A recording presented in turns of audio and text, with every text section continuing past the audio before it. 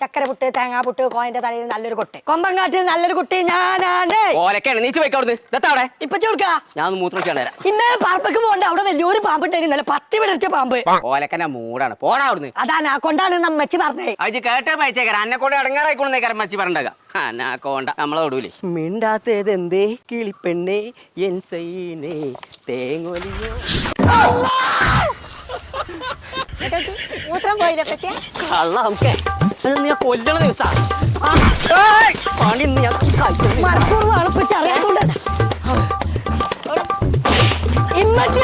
ഇപ്പച്ചി വാക്കാറ്റ് പൊട്ടിച്ചോ പുറന്ന് ഞാൻ പൊട്ടടാ.